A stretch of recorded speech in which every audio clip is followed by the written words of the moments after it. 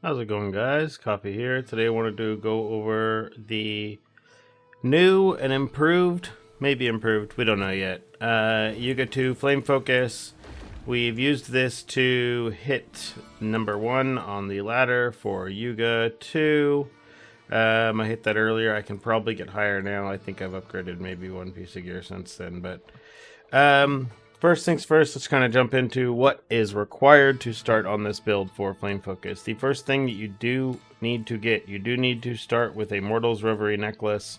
The roll doesn't matter at all, so that doesn't matter. You need to get a Mortal's Reverie necklace. You need the Flame Focus flint, and then you need a Flame Focus blast as well. Preferably if you can get high rolls on these. If not, it's not the end of the world. The rest of this doesn't matter. Getting like a precise charged flames, precise deep pain, those are nice if you can get them. Getting a Haunting Abomination feud is nice as well, just for that extra damage. But if you don't have this, you can again run Fixate in this spot, or just something else. It doesn't really matter. For the Prism that we are using here, we are actually using a Prism here for effortless command. This is something I'm only doing because of a corruption I hit on my helmet. If I didn't hit this corruption on my helmet, then I would just be running a standard one like this with just the minus 25% elemental and erosion res when inflicting ignite, with just some damage over time or focus speed for now. If you get money, you can try to do this one for escalating affliction, but these are really expensive. I don't have money to test it, so I'll test it in the future.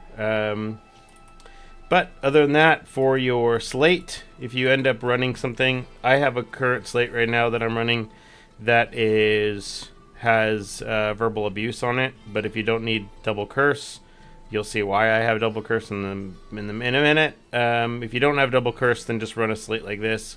Open wounds plus this like crit damage one is pretty good, or anything else that's like damage wise, right? There's one for 20 FE, one for like 80, something like that. These are fine, so you can go ahead and do that.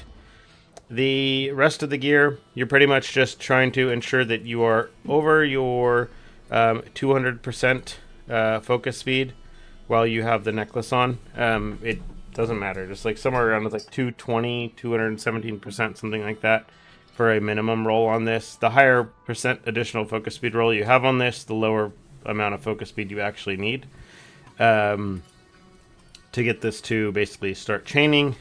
And then everything else, you're just stacking as much affliction effect, reaping duration, and affliction effect and focus speed as you can. And then you want your reap sources. For early boots, if you can't get feline steps, there are these Pathfinder boots that were okay that I used for a little bit. King's Boons have started to come down in price. I would use those in interim if you don't have them.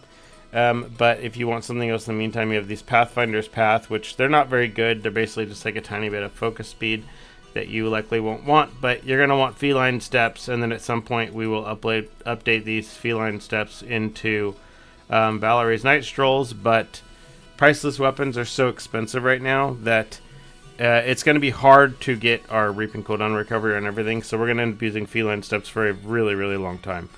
We won't update these to Valerie's until we have basically T1. We'll have to have T1 rings and T1 weapons on both of these and have Reaping Cooldown recovery on all 4 of these before we'll ever do that. So we don't need to worry about that.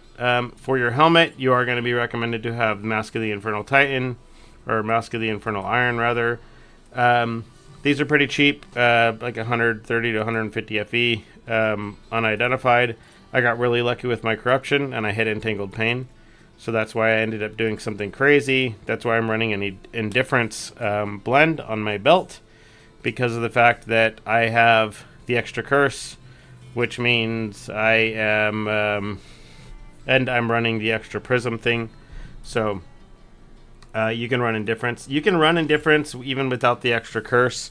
If you end up just running the Psychic Tree here, and you have King's Boon boots, those are already going to give you more with less, so it's kind of free to overwrite this.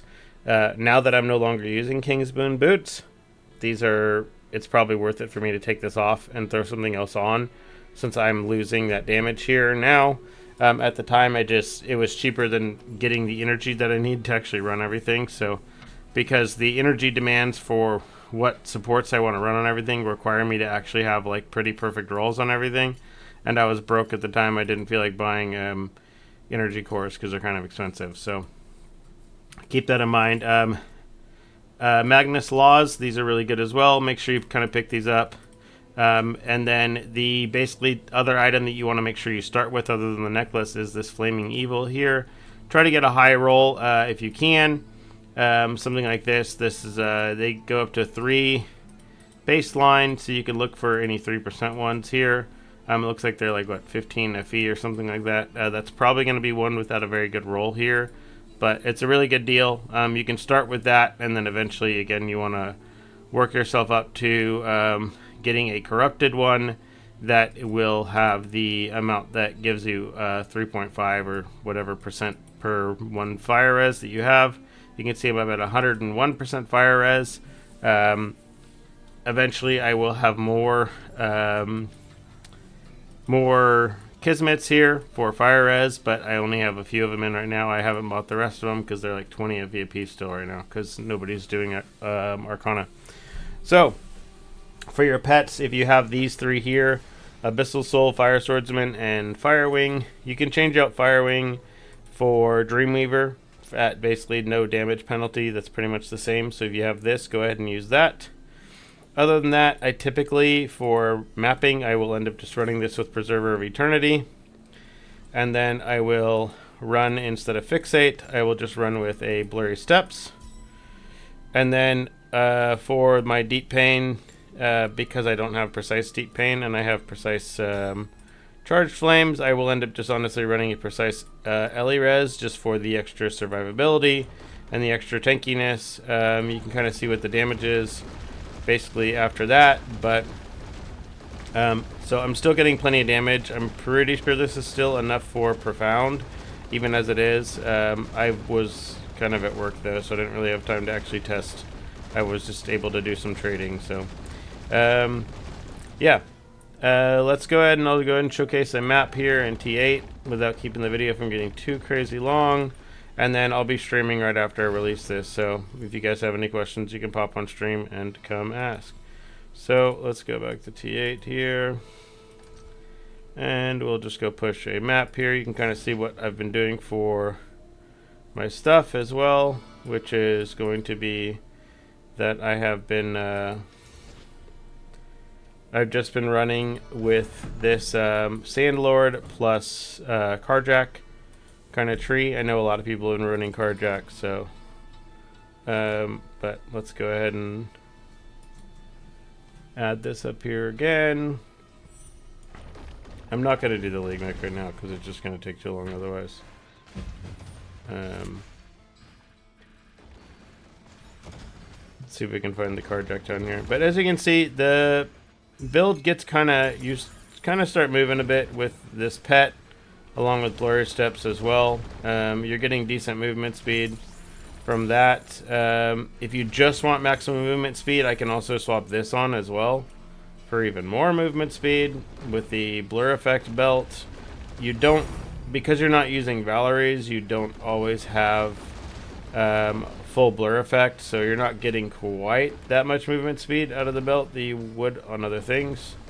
Oh, I just realized I've got a war as well. Let me turn that off so that it's more representative of what it is normally. Yeah, you can still see it's still very, very fast, regardless of kind of what you're doing. So you have a lot of choices. If you want to zoom around, you can do that. If you want to basically crush a ton of damage, you can also do that as well. The build looks kind of cool. This is like an MTX, I think, on Flame Focus, but if I take it off, it makes it even more kind of explosive on the screen and makes it even bigger. So overall, build's pretty good. Where is that Carjack? How did I miss this? Where did it go? Did I do it and just not realize I did it? Or am I not paying attention? Or did I get scammed? I don't know. Oh, it must be in this corner over here. No? Okay, I just got scammed, I guess. I don't know what happened. Whatever. Okay, that's fun. I'll see you guys in the next one. If you have any questions, leave them in the comments down below. And other than that, see you in the next one.